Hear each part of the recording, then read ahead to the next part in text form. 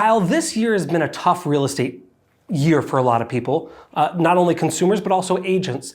And I think the first sign we see agents when they have a difficult year is they say, oh, well, it's not me, it's my team, or it's my brokerage, or my whatever I'm at. Today, I want to talk a little bit about how do we, if that is the case, I want to talk about how to find the right fit, how to find the right team to make sure that they are set up for success. Yeah, I'm excited to dive into this topic. I was just pulling some stats on my phone, and the number of sales, depending on the market that you're in, here in San Diego, the number of sales is down like 30% from a couple of years ago. I know there's other markets across the country where the number of sales is down more than 50% from a couple of years ago. So there's not as many sales to go around, and there's just as many real estate agents, which means there's less deals to go around for the number of agents that exist. So I'm excited to dive in today because I think a lot of people are realizing trying to do this on their own might not be the ticket anymore, and it might make sense to be a part of a team. And so I'm ready to dive into it today, Bryan. Cool, let's go. Awesome. Well, my name is Kyle Whissel. Welcome to the Whissel Way podcast. I'm Bryan Koci. The goal of the show is to give you the tools, techniques, and tactics. Go out there and crush it in your business. The way that we like to do that is to answer the questions that you have for us. So if you ever have a question you want to have us answer on the show, you can always go to thewhisselway.com. You can ask us questions on there, subscribe to the podcast and YouTube channel, join our private Facebook group and email newsletter where we share a lot of tips and tricks, and get dialed in with our content creation course called the Media Mayor Mastermind. Bryan and I will teach you everything we've learned over the last 9+ years of working together, whether it be audio content, video content, social content. We'll teach you everything we've learned and really shortcut that learning curve so you can level up your content creation game. So before we talk about what to look for in a team, what are some common signs a real estate agent should consider that it's time for a new team? I mean, every agent should start on a team. I've said this before, like if I moved to a new city that I didn't know very well, especially if I'm in a new state where the processes, the systems, the forms, the laws, everything is different, like I would be crazy. Even me having sold like thousands of homes before, I would start out on a team. Like I wouldn't just go at it alone from day one. I would join a team. So those of you that are watching this, listening to this, that are brand new, like for you to think that you don't need to be on a team, I think you're crazy. So I think every agent should start on a team. Like that's just where it begins. And then you're gonna learn over time. There's, I know this, that plenty of agents join my team and there's usually one of maybe 4 things that happens. Like they come in and they just realize like real estate is not for them, a team's not for them, whatever the case may be, and they're gone. There's others that come in and, we have a lot of like standards and accountability here and they can't meet those standards and accountability and they get cut off of the team. And then there's the ones that make it. And then of the ones that make it, there's agents who've been on my team for over 10 years. They love being on a team. They don't want the stress, the headaches, the financial responsibility or anything of running their own team or being on their own. They like the fact that they can just focus on what they're good at and the team takes care of the rest. And then there's going to be agents who join my team and they stay with me, whether it be 3, 4, 5, 10 years, and then they decide, you know what, I'm ready to go do my own thing, whether they go off and be, solo or they start their own team. So I understand it's one of those 4 scenarios is what most commonly going to happen. When you're researching teams, what specific things should you look for? I think a lot of times new agents will say, I need a team that gives me leads. That's what I see on every Facebook group, or my brokerage doesn't give me leads. What the hell? Is that the number one thing you should look for is number of leads? Not at all. Because all leads aren't created equal, right? Understand, like I can go, I've heard people refer to leads, like there's companies that call us and pitch us like, oh, we'll give you these leads. And I'm like, tell me about it. And all they're gonna do is just like pull data from like a data mining service and give me like a spreadsheet of names and phone numbers. And they're calling those leads. Like, those aren't fucking leads. Like, you're just pulling databases for me. Like, that's the thing is like, you could be joining somebody who's luring in, telling you they're gonna give you leads, and they're just giving you a database of people to call. Like, they didn't give you any leads. Like, they just pulled data for you. So you shouldn't lead with leads. If I was looking to join a team, I would say one of the most important criteria for me is an established team. I'm not trying to join a startup team. I'm trying to join an established team. I want a team that has this figured out. I'm not trying to go through the startup phase and go through the growing pains, because like these hairline that's disappearing, these gray hairs, like I worked hard for these, right? Like the people who've been through that with me, like it's not been the smoothest road, right? To get to where we are today, to selling, hundreds of millions of dollars. Like there was a lot of bumps in the road, and God bless those who've gone on that journey with me. But the agents who join us today, like we're a well-oiled machine today, right? Like we've gone through a lot of the hard knocks. Like we've figured out a lot of these things. We've learned a lot of these lessons.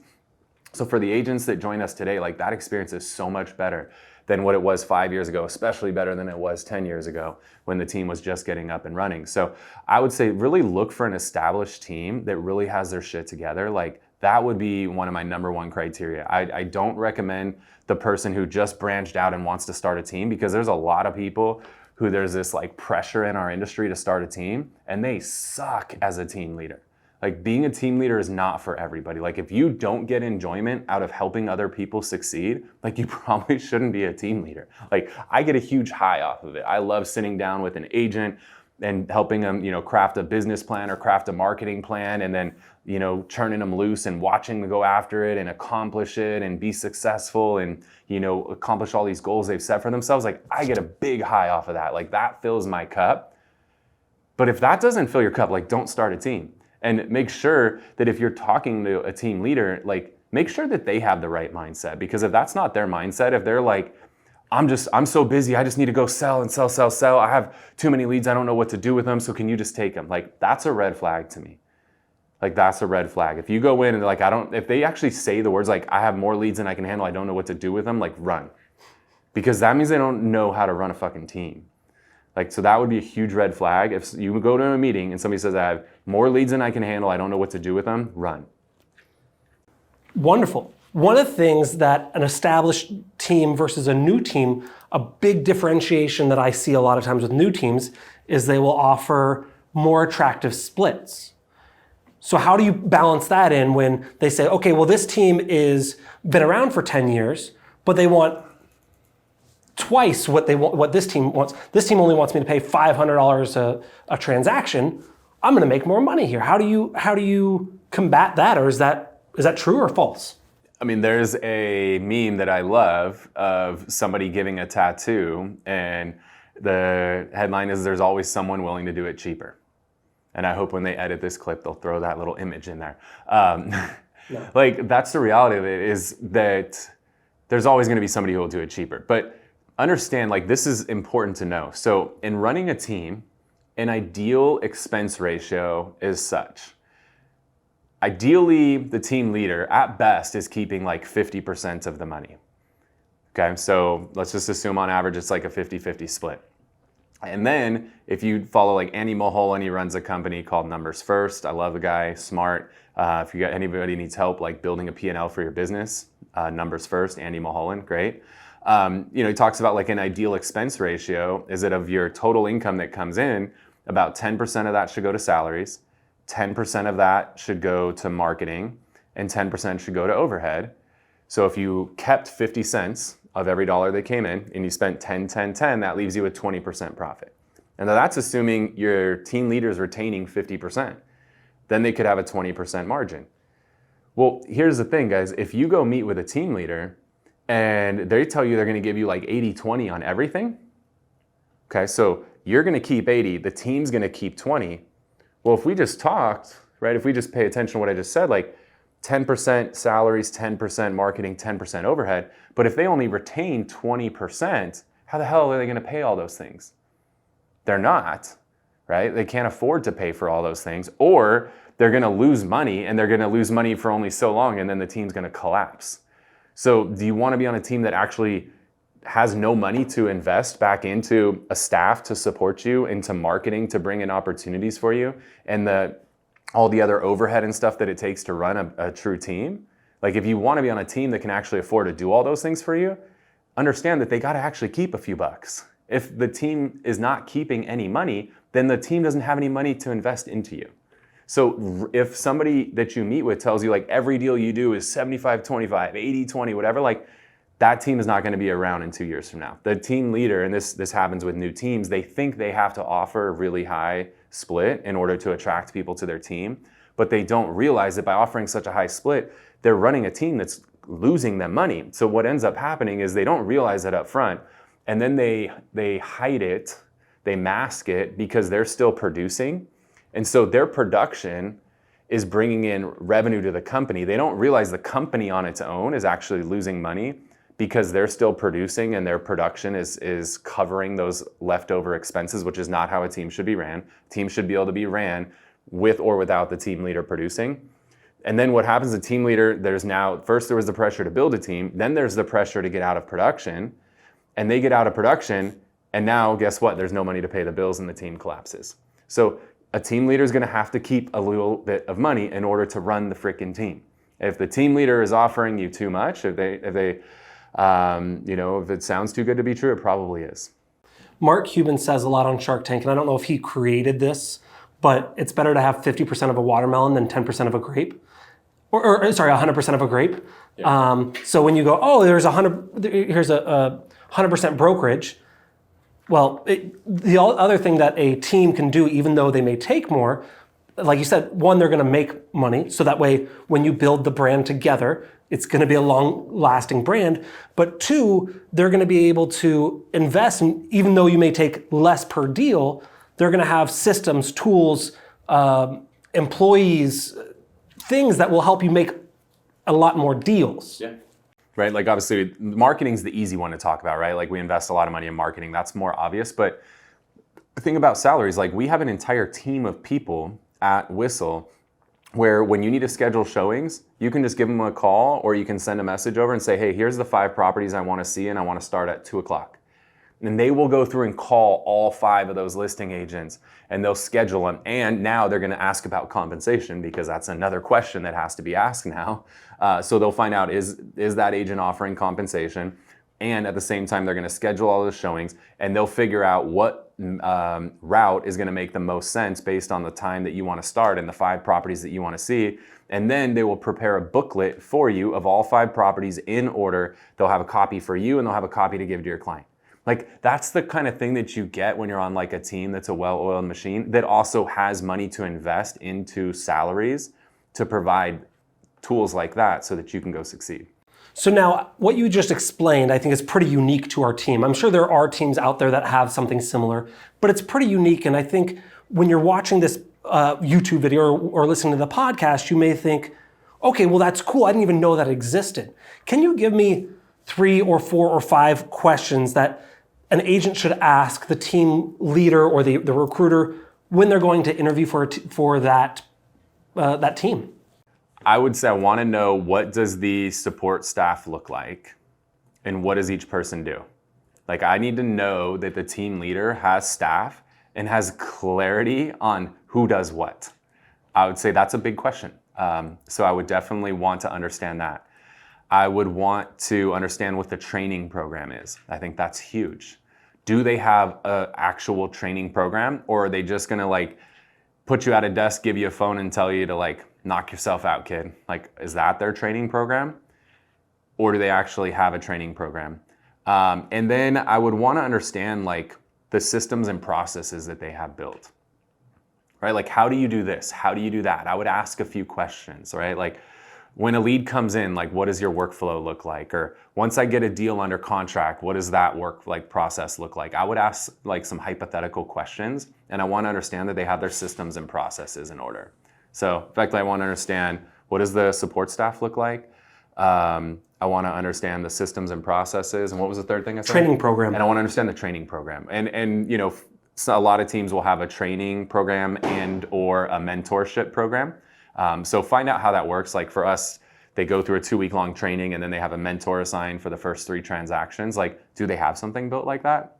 Because if they don't have a good training or mentorship program, they're just going to throw you to the wolves. And like, it's like just throwing somebody in water, see if they sink or swim. Like, you know, if that's your jam, knock yourself out. But, you know, I think that you're looking at joining a team because you want somebody to help support you. You don't want to just be thrown in the water. Now, I know we talked about it earlier, but you didn't mention here, I think it is important to ask about leads and about splits when you're joining a team. That shouldn't be your primary decision-making, but if they say, oh, you get 5% of every deal, that's going to be something to consider, right? Yeah. I mean, especially if as you were researching a team or, whatever ad you saw or whatever lured you to reach out to them, if there was something in there about leads, understand what kind of leads they're generating. And, right, like, are they just giving you a spreadsheet with names and phone numbers of people who never like opted in? They just pulled them off of a data mining website? Or are they on like Zillow Flex where they have like red hot leads coming in that convert at like 5 or 10%? Like, let's understand like what type of leads they have coming in. And I would ask them, what are the different types of leads that I can expect to receive? And what are your top agents? This is the right question to ask. Like, what's the average conversion rate on the leads? What are your top agents converting at? Because that's what I like when agents ask that question, because that tells me they want to know what are the best doing, not like what's average, what's the best. So just a little interview tip, guys. And I know that a lot of people that join our company watch this podcast, so hopefully we'll find out if they paid attention on this. Now understand this, if they give you crazy ass numbers, like let me give you some benchmark numbers, like pay-per-click leads, if they tell you they're converting pay-per-click leads at more than 1%, like if social media leads or pay-per-click leads, if they're converting them at more than 1%, especially if they tell you like 5%, get the fuck out of here. Like most people are converting pay-per-click and like Facebook, Instagram leads at less than 1%.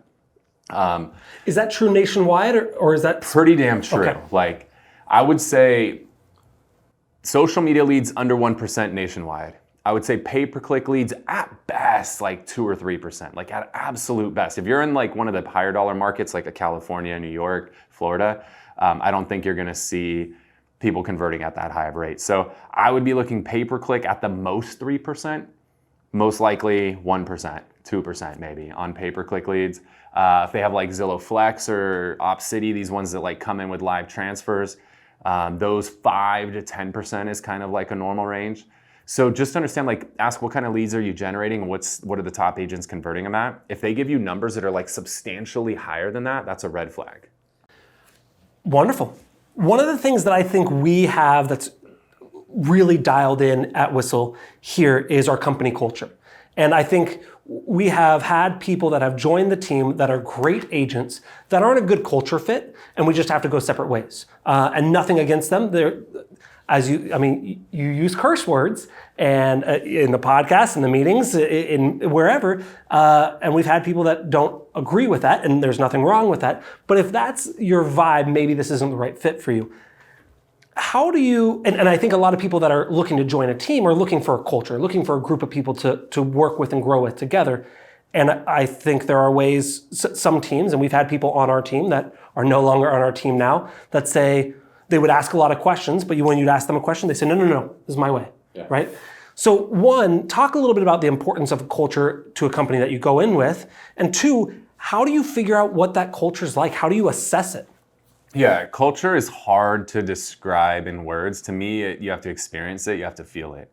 So one of the things we do anytime somebody wants to join our team is we invite them to come to a team meeting. I want them to come, I want them to sit in a team meeting.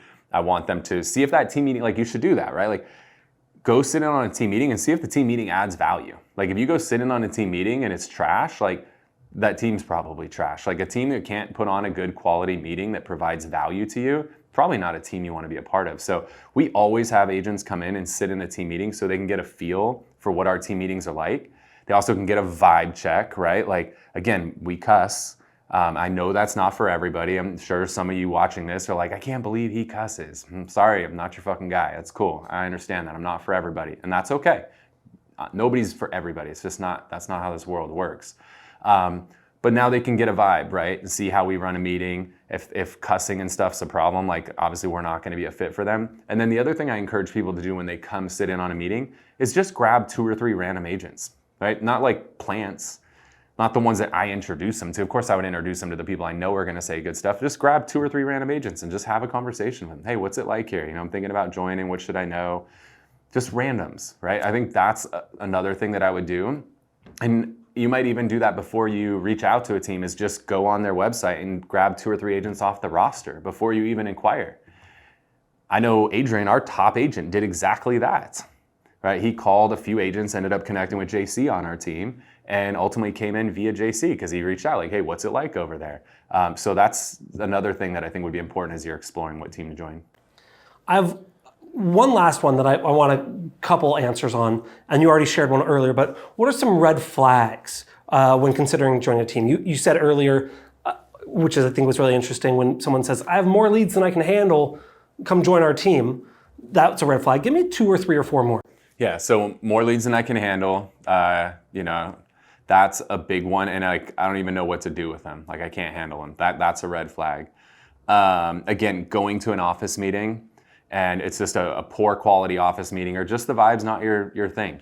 Like, our office is not like a suit and tie kind of office, right? If you walk into an office and everybody's in a suit and tie, and like that's not your vibe, and like you're just not going to be a suit and tie guy, like maybe that's not your vibe, right? Like those could be real quick red flags. Like, you don't want to be the black sheep, and maybe they're not even going to allow it. Maybe that's a mandatory suit and tie. Like that just wouldn't be a fit for me. Like, I just wouldn't join a team like that. That's not my vibe. So I think that would be a red flag. Again, finding out that they just started a team, that this is new to them, like that's a red flag. Asking, like getting to understand who the team leader is, and like, are they somebody who's passionate about helping other people? Like, if you don't sense that, if they're just like, I just go out and I sell and I got, more leads than I can handle. Like, if that's the person, unless they have a really good support system around them, like Tim Smith, good buddy of mine up in Orange County, like that's him, but he has an amazing support cast. Guy sells hundreds of millions a year on his own, like total badass.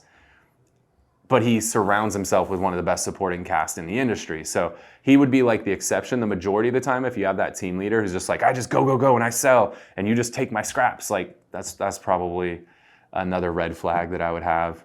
And just, understanding their system. If they don't have systems and processes, like that would be a red flag. If they tell you their conversion rates are just unreasonable, that's a red flag. If you talk to other agents and they don't have positive things to say, like you'll sometimes find that people won't say anything negative about their team leader, but they won't say anything about their team leader. Like, if nobody will actually answer your questions, like that would be a red flag too, right? People who are happy, they'll sing from the rooftops, but if they're unhappy, but they're in a company, they might just not say anything because they don't want to have that get back around to their team leader that they said something negative about them, so they just say nothing at all. So if I try to reach out to people and get honest feedback from existing team members and staff, and they won't talk to me, like that'd be a red flag too. What about anything that you can do online to search them? Like, do you look up their Google reviews, their Zillow sales, their website, their core values, anything like that? I would like to see they have an online presence, right? If I try to research a team and I can't even find them online, like that'd probably be a red flag. If they have no reviews, like I don't care what the reviews say, right? Because we all know how that works. But if they put zero effort into like their online reputation, I think that would be a red flag. Okay. Yeah. Last one. Yeah. When someone's listening to this and they go, okay, cool, I got it. I understand the questions, I understand the red flags, I understand the direction. How do they find the team? What do they do, either search, or how can they leverage their network to find the right team for them? Yeah, I would probably go on the Real Trends list, realtrends.com, look up America's Best Agents and find your local city, state, whatever it is, and just find the top teams. And I'd just start with like the top 5. That's just my personal opinion. I'm not saying that because we are in that list. Like, I'm just going to the top. Like, I want to learn from the best. I want to be on the best team. I want to be around the best people. And my agents are like that, right? As we bring new agents in, they love when we bring a new agent in that crushes it. Like, we brought in Evan Wagley 2 years ago, right? In his second year, he's going to sell like 40 homes. Jenny Adib, like first year, is going to sell like 20 homes. Like, they love when we bring new people in that just come out of the gates and crush it. So, like, I want to be a part of a team like that where you have a lot of crushers, but I want it to be a culture where they share as well. So it's one thing to put up big numbers, but that's why you got to go to a meeting and talk to people. I want to make sure that I'm not going to show up and they're all going to shit on me because I'm the new guy. I want to be in a place where it's cool. That answered all my questions. I feel good about this. I felt really good about it. Like, this is straight from guys, I've run a team for, I started this in like 2010. I started running a team. So we're like 14 years into this thing now. Like, these are a lot of the lessons I've learned, and I've made a lot of mistakes along the way.